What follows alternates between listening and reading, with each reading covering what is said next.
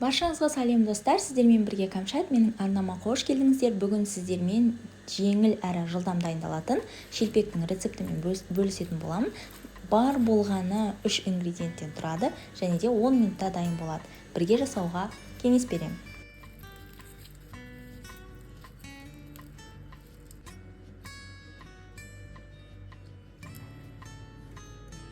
Бізге қажетті ингредиенттер бар болғаны ыстық су, ұн және тұз.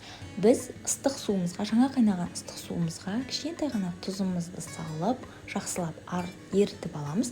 Және де осы ұнымызға бірден құйып, алғашында қасықпен араластырамыз. Және де кейін қасығымызды алып тастап, қолымызбен жұмсақ қамыр етіп илейміз.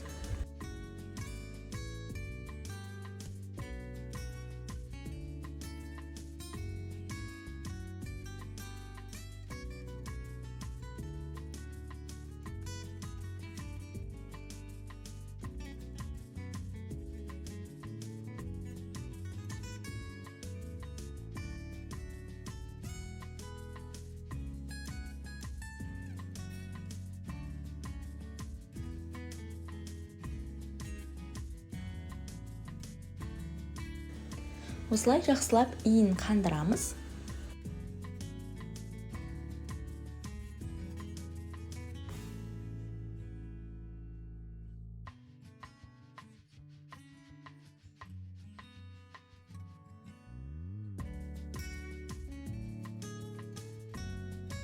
Бізде осындай жұмсақ қамыр болып шығады. Енді осы қамырымызды 5-10 минут ыдысымыздың астында тындырамыз. 5-10 минут өткеннен кейін тағы бір илеп алып, 50-55 грамм көлемінде бірдей етіп өлшеп бөліп алатын боламыз. Мен бұл қамырдан 6 бөлік шығардым, яғни бізде 6 шелпек болатын болады.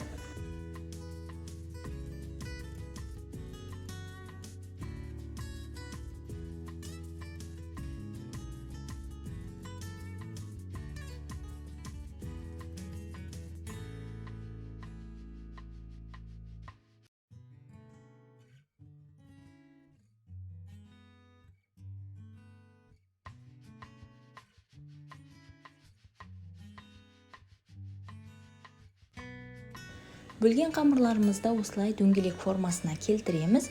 Барлығын осылай формаға келтіріп алып, бір қамырды ғана жаятын қамырымызды алып қалып, қалғанның барлығын ыдысымыздың астында қоя тұрамыз.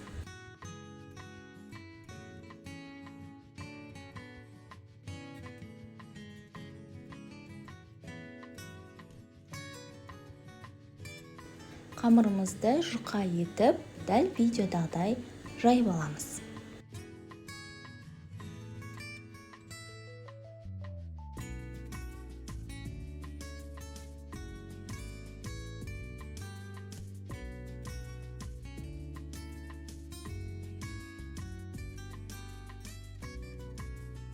Міне біздің қамырымыздың жұқалығы осындай болса жеткілікті. Барлық қамырымызды дәл осылай дайындап жайып аламыз.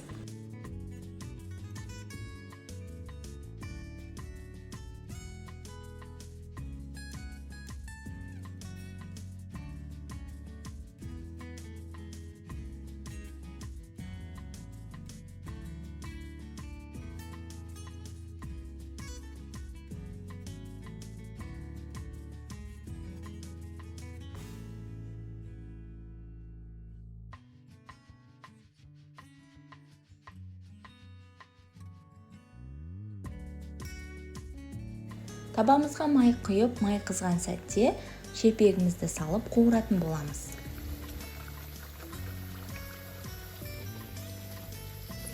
Шелпегіміз осылай өзі көтерілетін болады және де екінші жақ бетіне қызарған кезде аударатын боламыз.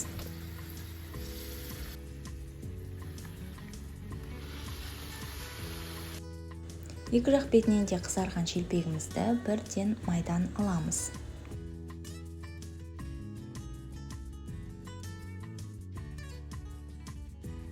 Барлық шелпектерімізді дәл осылай пісіріп шығамыз.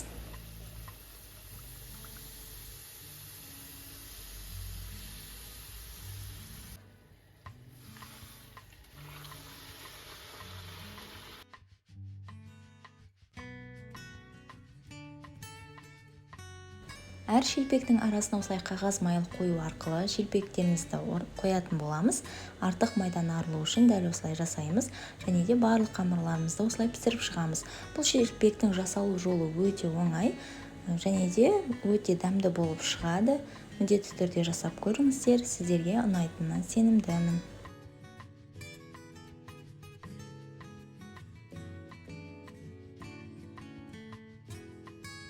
Міне біздің шелпектеріміз осымен дайын болды. Өте дәмді болып шығады, және де тез дайындалады. Ешқандай да бір көп затты қажет етпейді. Барлық үйден табылатын заттар ортасы осындай болып шығады. Міндетті түрде жасап көріңіздер, сіздерге ұнайтынына сенімдімін. Арнама жазылып, пікір қалдыруды ұмытпаңыздар.